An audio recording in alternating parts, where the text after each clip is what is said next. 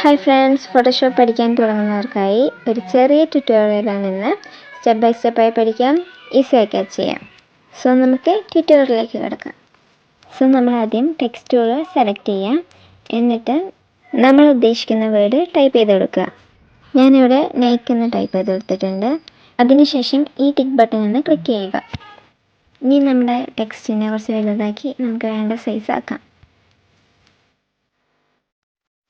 ഇനി നമുക്കിത് കറക്റ്റായിട്ട് എവിടെയാണ് പ്ലേസ് ചെയ്യേണ്ടത് അവിടെ വയ്ക്കാം. ഓക്കെ, ടെക്സ്റ്റ് നമ്മൾ പ്ലേസ് ചെയ്തിട്ടുണ്ട്. ഇനി ഈ ടെക്സ്റ്റ് ഹൈഡ് ചെയ്യാം. ഇനി അടിയത്തെ ലെയർ സെലക്ട് ചെയ്യാം. എന്നിട്ട് അതൊന്ന് ജസ്റ്റ് അലൈൻ ചെയ്ത് വെച്ച് സെൻറ്റർ ആക്കുക.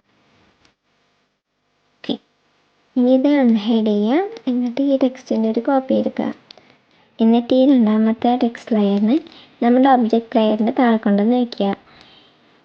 ഓക്കെ, ഇപ്പോൾ നമ്മുടെ ഒബ്ജക്റ്റ് ലെയർ രണ്ട് ടെക്സ്റ്റിൻ്റെ ഇടയിലാണ് ഉറപ്പുവരുത്താം. ഇനി ഫസ്റ്റ് ടെക്സ്റ്റ് ലെയറിൻ്റെ ഫില്ല് 0 ആക്കി കൊടുക്കുക. അപ്പോൾ നമുക്ക് ഇങ്ങനത്തെ ഇൻ്റർഫേസ് ആയിട്ട്, എന്നിട്ട് നമ്മൾ 0 ഫില്ലാക്കിയ ഫസ്റ്റ് ടെക്സ്റ്റ് ലെയറിനെ സെലക്ട് ചെയ്തിട്ട് എഫക്ട്സിൽ പോയിട്ട് സ്റ്റോക്ക് ഓപ്പൺ ചെയ്യുക.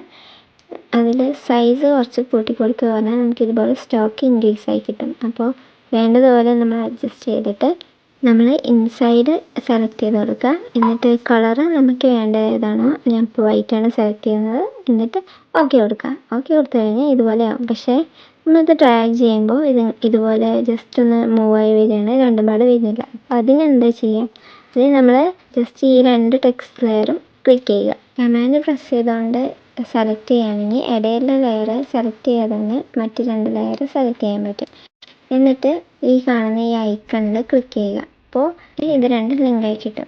അപ്പോൾ ഇങ്ങനെ ചെയ്തുകൊണ്ട് നമുക്ക് ഈസി ആയിട്ട് ഇങ്ങനൊരു ടെക്സ്റ്റ് എഫക്റ്റ് നമുക്ക് ക്രിയേറ്റ് ചെയ്യാം. ഇതെവിടെ വേണമെങ്കിൽ മൂവ് ചെയ്യാം. നമുക്ക് ഈ ഒബ്ജക്റ്റിൻ്റെ ചുറ്റും മൂവ് ചെയ്താലും നമുക്ക് ഈ ഒരു സ്റ്റോക്ക് എഫക്റ്റ് അങ്ങനെ തന്നെ ഉണ്ടാവും. ഇന്നത്തെ ട്യൂട്ടോറിയൽ ഇവിടെ അവസാനിച്ചിരിക്കുന്നു. നിങ്ങൾക്ക് ഇഷ്ടമായെങ്കിൽ കമൻറ്റിൽ അറിയിക്കുക. ലൈക്ക് ആൻഡ് ഷെയർ ചെയ്യാൻ മറക്കരുത്. സബ്സ്ക്രൈബ് ചെയ്ത് സപ്പോർട്ട് ചെയ്യുക. Until the next video, signing off from Pixel Magic.